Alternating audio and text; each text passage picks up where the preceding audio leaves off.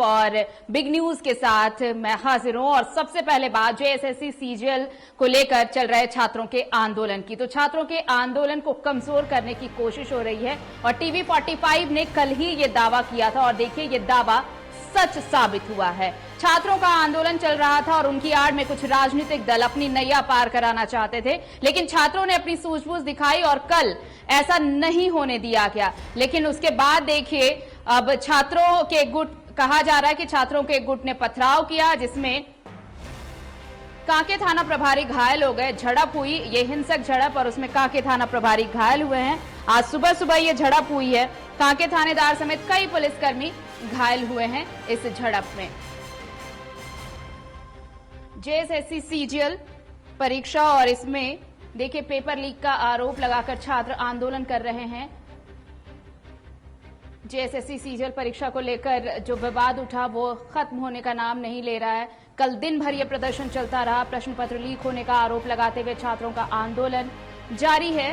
कल बहुत कोशिश की गई कि इस आंदोलन को कमजोर किया जाए और इसी आंदोलन की आड़ में कुछ राजनीतिक चेहरे भी अपनी नैया पार कराने की कोशिश में लगे रहे, लेकिन छात्रों ने सूझबूझ दिखाई और ये कोशिश नाकाम हुई। लेकिन देखिए आज सुबह पथराव किया गया है, पुलिस पर झड़प हुई है और कांके थानेदार समेत कई पुलिसकर्मी घायल हो गए हैं इस झड़प में।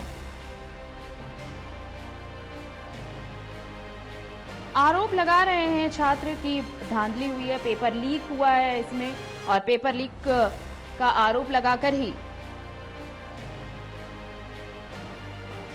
ये आंदोलन चल रहा है।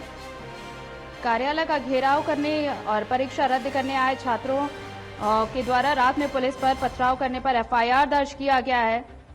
जो जानकारी मिली है उसके मुताबिक 16 छात्रों पर नेम्ड और 1000 अज्ञात पर एफआईआर दर्ज कराया गया है नामकुम थाने में।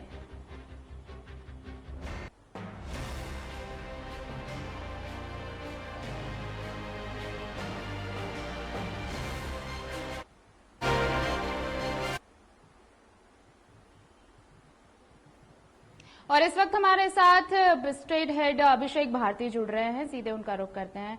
भारती देखिए कल टीवी 45 ने यह दावा किया था कि जेएसएससी सीजीएल पेपर लीक मामले को लेकर छात्र जिस तरह से आंदोलन कर रहे हैं इसे कमजोर करने की साजिश चल रही है और इसी के बहाने कुछ राजनीतिक दल अपना चेहरा चमकाने की कोशिश कर रहे हैं, अपनी नैया पार लगाने की कोशिश कर रहे हैं। लेकिन कल तो किसी तरह मामला सलटा, छात्रों ने सूझबूझ दिखाई, लेकिन ये ज्यादा देर तक टिक नहीं सका। पथराव हुआ, झड़प हुई और कांके थानेदार समेत कई पुलिसकर्मी घायल हुए हैं इसमें।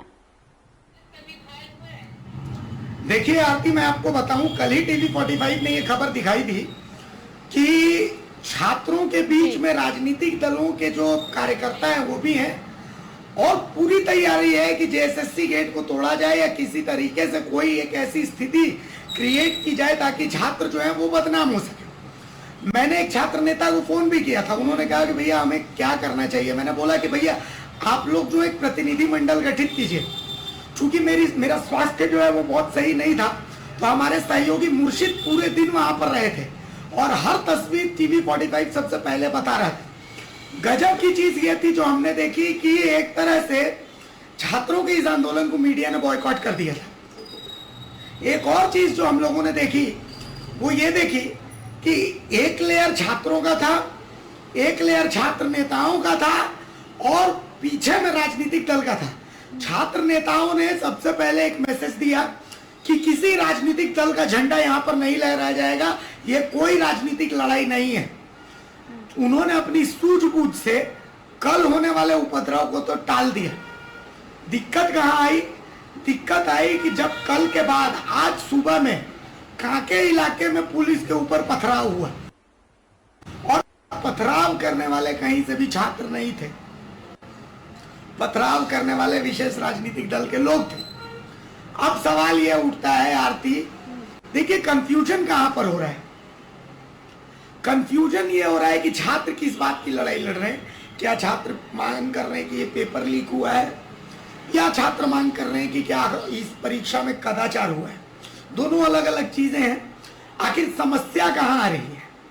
जो प्रतिनिधि मंडल जा रहा है वो प्रतिनिधि मंडल किसका है? क्या छात्रों ने उस प्रतिनिधि मंडल को चुना है जो छात्रों के नेता बन रहे हैं, क्या छात्रों ने उनको अपना नेता बनाया है? क्या वो जेएसएससी को जाकर के और वस्तु स्थिति बता रहे हैं कि छात्रों की समस्या क्या है, वास्तविक मांग क्या है? क्योंकि कल बहुत सारे छात्रों से मेरी फोन पर बात हो रही थी, तो छात्रों का ये कहना है कि हम थोड़ी कह रहे हैं कि आप पेपर को एकदम जो है वो खत्म, स्थगित कर दीजिए या रद्द कर दीजिए। आप लेकिन ईमानदारी पूर्वक पहले जांच तो कीजिए, आप हमारी बात तो सुनिए। हमारी बात ही नहीं सुन रहा है कोई। एटलीस्ट एक प्रतिनिधि मंडल आकर के हमसे मिले तो ढंग से, हमारी बातों को सुने तो ढंग से। 4 नेताओं को, छात्र नेताओं को आप ये मान करके चल रहे हैं कि वही लोग छात्रों के ठेकेदार हैं, ऐसा नहीं है। और एक और बहुत अच्छी चीज जो आज मेरी कुछ लोगों से बात हो रही थी, छात्र नेताओं से, आप यूपी में, बिहार में, दिल्ली में देखिए, जब छात्र प्रदर्शन करते हैं रात रात भर वो रुकते हैं, 2-2 दिन, 3-3 दिन, 4-4 दिन। हमारे झारखंड के छात्रों की कमर जो है वो तोड़ दी गई। क्यों तोड़ दी गई? रात भर रुकने में। क्यों? क्योंकि जो आगे में छात्र नेता थे, उसमें से कुछ छात्र नेता कहा जा रहा है कि कुछ उत्तर प्रदेश के हैं, कुछ छात्र नेता बिहार के, मतलब झारखंड से जिनका ताल्लुक ही नहीं है, झारखंड के छात्रों के हितों से जिनका मतलब ही नहीं है, वो अपना कोचिंग चलाते हैं, उनको अपनी कोचिंग से मतलब है। तो ऐसे में इन छात्रों को इंसाफ कैसे मिलेगा? छात्रों को नेता की जरूरत नहीं है। छात्र अपने आप में युवा है, एनर्जेटिक है, वो अपनी लड़ाई खुद लड़ सकता है। छात्रों को ये सरकार तक पहुंचाना पड़ेगा, उनको रास्ता तय करना पड़ेगा कि वो क्या चाहते हैं। अगर 2 दिन, 3 दिन, 4 दिन धरना प्रदर्शन संवैधानिक तरीके से वो अपना जगह चुन ले, वहां पर वो धरना दे, वो करें आंदोलन। आंदोलन करना उनका अधिकार है आरती। लेकिन भारती, अगर इस तरह से अगर राजनीतिक पार्टियां अगर यहां पर आकर छात्रों के साथ मिलकर वो अपना चेहरा चमकाने की कोशिश में लगेंगे, जिस तरह से आप भी कह रहे कि प्रतिनिधि मंडल गया, कौन प्रतिनिधि मंडल था? क्या छात्रों ने उन्हें भेजा था? तो इस तरह से अगर चीजें चलेंगी, और जिस कंफ्यूजन की बात हो रही है कि मुद्दा भी पता नहीं है कि क्या पेपर लीक का मामला है, कदाचार का मामला है, या फिर क्या मामला है, अगर चीजें इतनी स्पष्ट नहीं रहेंगी, असमंजस वाली स्थिति रहेंगी, तो ना बातचीत सही से हो पाएगी और ना ही बातचीत वहां तक पहुंच पाएगी जहां से इस मुद्दे का समाधान हो सकता है। देखिए, मैं आपको एक बहुत अच्छी बात बताता हूँ। जयराम महतो ने समर्थन दिया, लेकिन कल जहां तक मुझे जानकारी मिली, संभव है अधूरी जानकारी हो, लेकिन कुछ लोगों ने मुझे बताया कि जयराम महतो के किसी भी कार्यकर्ता ने जेल केम का कोई झंडा नहीं लहराया। लेकिन 1-2 दल और हैं, उनके कार्यकर्ता कुछ झंडा लेकर के आए थे, जिनको वापस किया गया छात्रों के द्वारा। तो ये एक अच्छी चीज थी, छात्रों का अच्छा इनिशिएटिव था कि किसी राजनीतिक दल का झंडा नहीं रहना चाहिए। लेकिन अब आप ही सोचिए ना, छात्र पथराव करेगा, छात्र तोड़फोड़ करेगा, जब तक छात्र को मिसगाइड नहीं करना, छात्र को अपना करियर बनाना है, वो क्यों पथराव करेगा, वो क्यों तोड़फोड़ करेगा? उसको पता है कि अगर उसके ऊपर केस हो जाएगा, वो फिर जिस परीक्षा को वो रद्द करवाने की बात कर रहा है, उस परीक्षा को वो दे ही नहीं पाएगा, उसकी नौकरी वो ज्वाइन ही नहीं कर पाएगा।